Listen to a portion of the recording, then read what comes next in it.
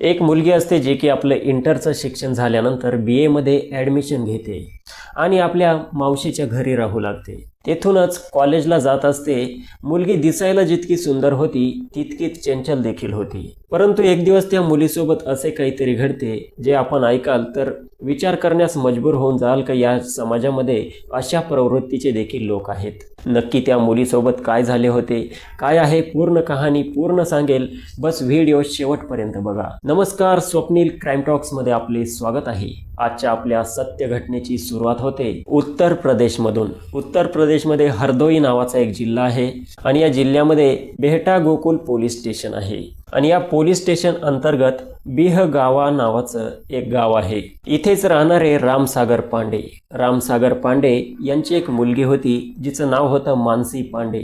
मानसी पांडे ही 22 वर्षांची मुलगी होती. मानसी 2022 मध्ये इंटरचे पेपर देते आणि पास होते आणि नंतर ती लोहरा पोलीस स्टेशन अंतर्गत एक कॉलेज आहे, या कॉलेजमध्ये BA ला ॲडमिशन घेते. या पोलीस स्टेशन अंतर्गत शुगर मिल्क फॅक्टरी आहे आणि या फॅक्टरीमध्ये हिची मावशी राहत असते. मानसी विचार करते की मावशीच्या घरापासून कॉलेज खूप जवळ आहे, आपल्या घरापासून दूर आहे, तर मानसी विचार करते की मावशीच्या घरीच राहू आणि तेथूनच आपलं कॉलेजला जात जाऊ. आता मानसी आपल्या मावशीच्या घरी येऊन राहू लागते आणि तेथूनच आपल्या कॉलेजला जाऊ लागते. मावशीचे लहान मुले होते, त्या मुलांची देखील ही मानसी काळजी घेत असायची आणि मावशीच्या कामामध्ये देखील मदत करत असायची आणि तिच्या कॉलेजला देखील जात असायची. अशा प्रकारे हिचं सर्व काही ठीकठाक सुरू होतं. मानसीचे जे काका होते म्हणजे तिच्या मावशीचे पती मणिकांत द्विवेदी, या मणिकांत द्विवेदीचे आरो प्लांट होते आणि हे आरो देण्यासाठी ते घरोघरी जात होते. त्यांच्याकडे स्वतःचं एक रोलर होतं आणि त्या रोलरवरून ते पाणी देण्याचं काम करायचे. मणिकांत द्विवेदी गावामध्ये शहरामध्ये आरोप देण्याचं काम करायचं, आपल्या रोलरवरती जायचा.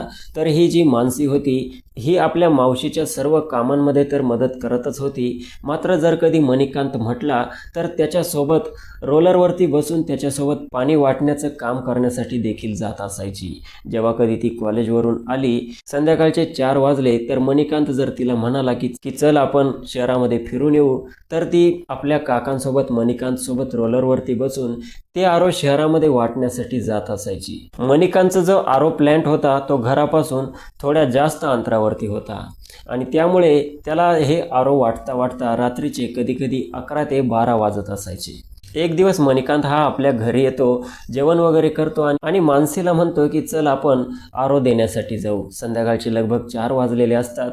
आता हा मणिकांत आपल्या मुलीसमान असलेल्या म्हणजे आपल्या साडाच्या मुलीला आपल्या सोबत घेतो. रोलरवरती मानसी बसते आणि ते शहरामध्ये तिकडे आरो प्लांटवरती जातात, शहरामध्ये पाणी वाढतात.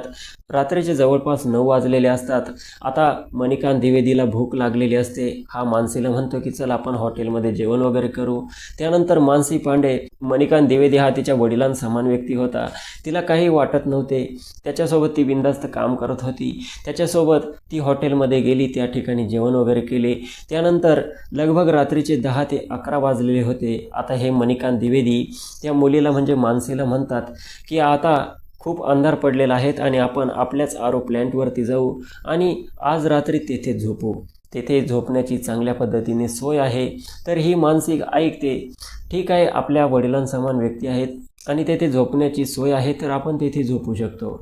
अशा प्रकारे ही मानसी मणिकांत द्विवेदीसोबत त्या आरो प्लॅन्टवरती जाते आणि त्या ठिकाणी तिचे काका आणि ती झोपून जातात. मानसी तर थकलेली असते, ती झोपते, मात्र जो मणिकांत द्विवेदी असतो याला झोप येत नसते. आता याच्या मनामध्ये राक्षसी वृत्ती आलेली असते आणि हा मानसीकडे वेगळ्या नजरेने बघत असतो. मानसीची सुंदरता बघून याला नातं काय हे काही समजत नाही आणि तो तिच्या अंगावरती हात फिरू लागतो. आता मानसी डचकते आणि म्हणते की काका तुम्ही काय करत आहात. तेव्हा हा मणिकांत द्विवेदी म्हणतो की मानसी तू खरंच दिसायला खूप सुंदर आहे. आता मानसी त्या ठिकाणी प्रचंड घाबरते, कारण त्या ठिकाणी फक्त त्यांचा तो स्वतःचा आरो प्लॅन्ट होता, त्या ठिकाणी कोणी त्यांना बघणारं नव्हतं. मानसी ओरडली, तिने प्रतिकार केला, नकार दिला, तरी तिचं त्या ठिकाणी ऐकणारं कोणी नव्हतं. मानसी म्हणते की मी थकली आहे, मला झोपू द्या. मात्र मणिकांत द्विवेदी याच्या मनामध्ये काहीतरी वेगळं सुरू असतं. मणिकांत द्विवेदी तिला म्हणतो की मला तुझ्यासोबत संबंध बनवायचे आहे. आता मानसीला काय करावं काही कळत नाही. मानसी म्हणते की नाही, हे चुकीचं आहे.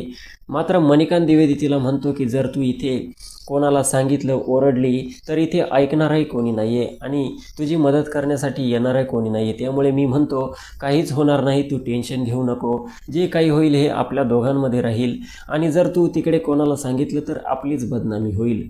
आणि त्यानंतर हा मणिकांत द्विवेदी त्या माणसाची मर्जी नसताना तिचे कपडे उतरवतो आणि तिच्यासोबत नको ते कृत्य करतो, जे की नात्याला कलंकित करण्याचं काम हे त्या ठिकाणी हा करतो. मानसी पूर्णपणे त्या ठिकाणी घाबरलेली असते. कशीबशी ती रात्र जाते आणि त्यानंतर मणिकांत आणि मानसी हे आपल्या घरी जातात. मणिकांतला थोडी भीती होते की ही मानसी घरी तिच्या मावशीला सांगते की काय, म्हणजे मणिकांतच्या पत्नीला सांगते की काय. मानसी देखील त्यावेळी 20 वर्षांची होती. मानसी विचार करते की जर मी कोणाला सांगितले तर कदाचित इज्जत जाईल, असं तसं तिला समजत नाही आणि ती मानसी कोणालाही सांगत नाही. आणि अशा प्रकारे मणिकांतची हिंमत वाढते आणि एक दिवस गेल्यानंतर जसा दुसरा दिवस येतो, हा मणिकांत पुन्हा म्हणतो की चल आपण आरो देण्यासाठी जाऊयात. आणि मानसीची इच्छा नसताना ही पुन्हा आपल्या काकासोबत जाते. तिला माहीत असतं की हे पुढे चालून आपल्यासोबत काय करतील, मात्र तिच्याकडे आता दुसरा पर्याय नसतो आणि ही मानसी पुन्हा जाते आणि पुन्हा हा मणिकांत द्विवेदी आपल्या साडाच्या मुलीसोबत तीच गोष्ट करतो जी त्याने अगोदर केली होती. आता मानसी पूर्णपणे त्या ठिकाणी दबल्या गेली होती. तिला कळत नव्हते की नक्की करावे काय. आपल्या बापासमान व्यक्ती आहे, हा आपल्यासोबत असे करतो हे तिला कळत होते, मात्र ती कोणाला सांगूही शकत नव्हती. आणि मणिकांत द्विवेदी जे करतो ते तिला आता सहन करावं लागत होतं. आता मणिकांत द्विवेदी आणि मानसीचं हे प्रकरण वारंवार सुरू होतं. कोणाला या कानाची खबर त्या कानाला नव्हती. मानसीची जी मावशी होती, मणिकांतची पत्नी, ही देखील काही संशय घेत नव्हती, कारण यांचं बाप लेकीचं नातं होतं. आणि अशाच प्रकारे आता मणिकांत आणि हे मानसी हे संबंध बनवू लागले होते. 2022 नंतर आता 2023 सुरू झालं होतं. मानसी जी असते ही BAच्या सेकंड इयरला ॲडमिशन घेतलेलं होतं. मात्र मणिकांत आणि मानसीचे हे संबंध असे सुरू होते. आता 2024मध्ये मानसीने BA सेकंड इयरचे एक्झाम दिले होते आणि मानसीचे जे वडील असतात रामसागर पांडे हे विचार करतात की आता आपली जी मुलगी आहे मानसी पांडे, हिचं वय 22 वर्ष झालं आहेत आणि हिचं आता आपल्याला लग्न करावं लागेल. आणि रामसागर पांडे आपली मुलगी मानसीसाठी स्थळ शोधू लागतात आणि त्यांना रामचुंगी गावामध्ये एक स्थळ पसंत पडते. तिथे एक मुलगा असतो, त्याच्यासोबत मानसीचं लग्न हे फिक्स करण्यात येतं. आता मानसीच्या वडिलांनी मानसीला तर आपल्या घरीच आणलं होतं आणि इकडे 2024चं रक्षाबंधन आलं होतं. तिकडे मणिकांत द्विवेदी जो असतो हा एकटा पडला होता. त्याला मानसीचा आता सहवास भेटत नव्हता आणि हा मणिकांत द्विवेदी त्याच्या साडाला म्हणजे रामसागर पांडे यांना कॉल करतो आणि त्याला म्हणतो की मानसीला इकडे पाठवून द्या, मुलांना राखे वगैरे बांधील, मला तर मुलगी नाही आहे, त्यामुळे मानसीला पाठवून द्या. आणि अशा प्रकारे रामसागर पांडे 2024चं जे रक्षाबंधन असतं त्या रक्षाबंधनाच्या दिवशी आपल्या मुलीला मानसी पांडेला स्वतः आपल्या मोटरसायकलवरती बसवून मणिकांत द्विवेदी यांच्या घरी सोडतो. आता मानसी जशी तिथे जाते तसं तिच्या मावस भावांना राख्या वगैरे बांधते, तेथे मिठाई वगैरे खाते आणि त्यानंतर मानसीने विचार केलेला असतो की आता 3-4 दिवस मावशीकडेच राहावे आणि अशा प्रकारे मानसी तिथेच राहते. तिचे वडील तिला सोडून लखनौच्या दिशेने काही कामानिमित्त निघून जातात. रक्षाबंधनाच्या 2 महिन्यानंतर मानसीचं हे लग्न होणार होतं. 22 ऑगस्ट 2024ची बात असते. मणिकांत द्विवेदी हा रामसागर पांडे यांना कॉल करतो आणि त्यांना म्हणतो की मानसी घरातून गायब झाली आहे. तुम्ही तिचं लग्न जमवलं होतं, कदाचित त्या मुलासोबत किंवा तिचं दुसऱ्या कोणासोबत अफेअर होतं का, ती कोणासोबत पळून तर गेली नाही ना, असा मला संशय आहे. कारण ती सकाळी आली, तिने राखे वगैरे तर बांधली, मात्र संध्याकाळपासून ती गायब झाली. संध्याकाळी मी तिला सर्वत्र शोधलं. मला सुरुवातीला वाटले होते की मानसी कुठे मित्रमैत्रिणीकडे गेली असेल, येईल, मात्र ती रात्री परत आली नाही. आता जशी सकाळ होते, 22 ऑगस्ट 2024ची गोष्ट असते, तर हा मणिकांत द्विवेदी इकडे त्याच्या साडाला रामसागर पांडे यांना कॉल करून सांगत असतो की मानसी गायब झालेली आहे. आता रामसागर पांडे यांना चिंता सतावू लागते. मुलीचं 2 महिन्यानंतर लग्न आहे आणि नक्की मुलगी गेली काय, साडू तर असं म्हणत आहे. आता रामसागर पांडे आपल्या नातेवाईकांना कॉल करू लागतात की तिकडे मानसी आली का, तुम्हाला मानसीचा कॉल वगैरे आला होता का. सर्व नातेवाईकांना ते कॉल करतात, मात्र मानसी ही कोणाकडेही गेलेली नसते. आणि त्यानंतर रामसागर पांडे हे पोलीस स्टेशनला जातात आणि मानसी पांडे ही मिसिंग असल्याची रिपोर्ट पोलीस स्टेशनमध्ये दाखल करतात. आता पोलीस रामसागर पांडे यांना विचारतात की नक्की ती अगोदर अगोदर होती कुठे, तेव्हा रामसागर पांडे सांगतात, माझे जे साडू आहेत त्यांच्या घरी मानसी पांडेला मी काल सोडले होते. आणि त्यानंतर पोलीस हे मणिकांत द्विवेदी यांच्या घरी जातात. मणिकांत द्विवेदी यांना विचारण्यात येतं, तेव्हा मणिकांत द्विवेदी आणि मणिकांतची जी पत्नी असते म्हणजे मानसीची मावशी हे पोलिसांना सांगत असतात की ती जेव्हा सकाळी आली तेव्हा जेवण वगैरे केले, तिने राखी वगैरे बांधली आणि ती संध्याकाळपासून गायब झाली. आता पोलीस मानसीचा मोबाईल नंबर वगैरे ट्रेस करतात आणि त्यानंतर मानसीचा शोध घेऊ लागतात. तर त्यानंतर पोलिसांना मानसीचं मोबाईल लोकेशन हे एका बसमध्ये मिळतं. पोलीस जेव्हा डिटेल्स काढतात, चौकशी करतात, तेव्हा बस ड्रायव्हर सांगतो की हा मोबाईल बसमध्ये कोणाचा सुटलेला आहे. पोलीस अनेक विविध प्रकारच्या अँगलने चौकशी करतात, तपास करतात, मात्र पोलिसांना मानसीचं काहीही पत्ता लागत नव्हता. तिचं मोबाईल लोकेशन तर सापडलं होतं, मात्र मानसी नक्की गेली कुठे हे त्यांना समजत नव्हतं. शहाजहानपूरला जाणाऱ्या बसमध्ये तर मोबाईल होता, मात्र मोबाईल बसमध्ये सुटल्यानंतर मानसी गायब कुठे झाली हे त्यांना समजत नव्हतं.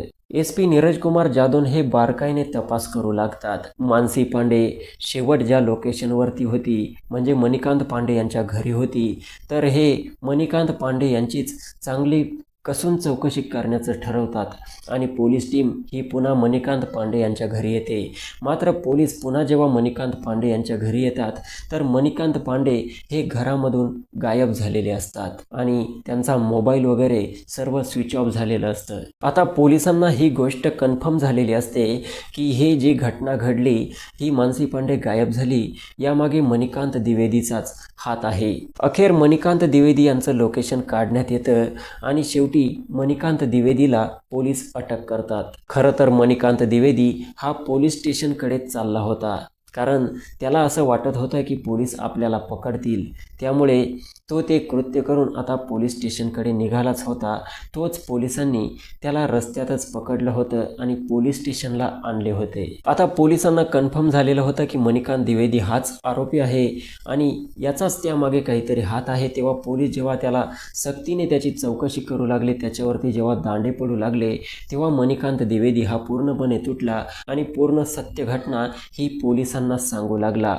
त्याने मोकळं पोलिसांना सांगितलं की जी मानसी पांडे होती हिचं आणि माझे 2 वर्षांपासून संबंध होते, मात्र या गोष्टी कधीही लपून राहत नाही, कधी ना कधी या उघड होतच असतात. तसं मणिकांत आणि मानसीचं हे सत्य देखील उघड झालं होतं. मणिकांत आणि मानसीला हे संबंध बनवताना एक दिवस मानसीच्या मावशीने बघितलं होतं आणि त्यानंतर ही गोष्ट मानसीच्या वडिलांपर्यंत गेली होती आणि त्यानंतर मानसीच्या वडिलांनी हिला त्यांच्या घरी घेऊन गेले होते आणि त्यानंतर मणिकांत द्विवेदी हे पूर्णपणे त्या ठिकाणी शांत झाले होते आणि त्यानंतर त्यांनी रक्षाबंधन 2024च्या निमित्ताने आपल्या साडाला कॉल केला होता आणि मुलांना राखी बांधण्यासाठी मानसीला पाठवा म्हणून सांगितलं होतं आणि त्यांच्या साडाने म्हणजे रामसागर पांडेने देखील त्याच्यावरती विश्वास ठेवून मुलीला तिच्या मावस भावांना राखी बांधण्यासाठी पाठवले.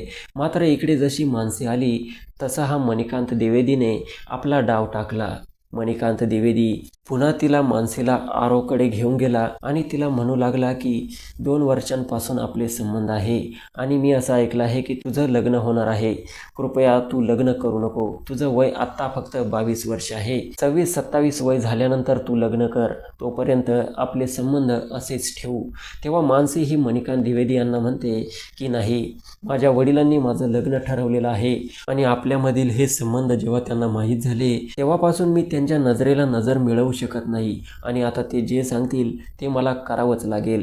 मात्र मणिकांत द्विवेदी हा तिला म्हणायचा की तू लग्न अजिबात करू नको आणि माझ्यासोबत संबंध असेच ठेव. मात्र मानसी ऐकण्यासाठी तयार नव्हती. मानसी म्हणायची की इतके वर्ष आपल्यासोबत जे काही झाले ते चुकीचं होतं, मात्र जे झालं ते झालं, आता मला माझं आयुष्य जगू द्या आणि तुमचं आयुष्य तुम्ही जगा.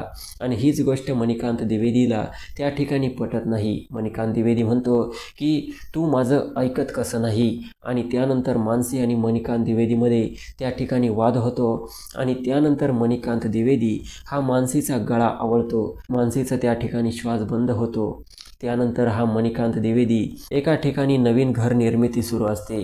त्या घर निर्मिती ठिकाणी पडीत जागा असते आणि त्या पडीत जागेवरती मानसीला रात्री घेऊन जातो आणि त्या ठिकाणीच एका झाडाझुडपांमध्ये नवीन घर निर्मितीच्या ठिकाणी तिला लपवून देतो.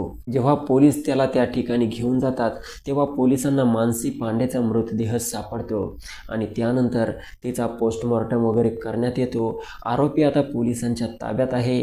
आता ही गोष्ट भविष्यात समजेल की कोर्ट मणिकांत द्विवेदी याला कोणती शिक्षा सुनावते. आजीवन कारावासाची शिक्षा सुनावते की याला फाशीची शिक्षा सुनावते. मित्रांनो, मला सांगा, पवित्र नात्याला कलंकित करणाऱ्या या नराधमाला कोणती शिक्षा झाली पाहिजे? आपले मत कमेंट सेक्शनमध्ये मांडायला अजिबात विसरू नका. या व्हिडिओचा माझा उद्देश कोणाच्या भावना दुखावण्याचा किंवा अश्लीलतेचा प्रसार करणे नाही, तर सत्य घटना आपल्यापर्यंत पोहोचवणे आणि यापासून आपणास जागरूक करणे आहे. व्हिडिओ आवडला असेल तर लाईक करा आणि अशाच सत्य घटना क्राईम स्टोरी नेहमी ऐकत राहण्यासाठी चॅनलला सबस्क्राईब करा. भेटूयात पुढच्या व्हिडिओमध्ये. जय हिंद, धन्यवाद.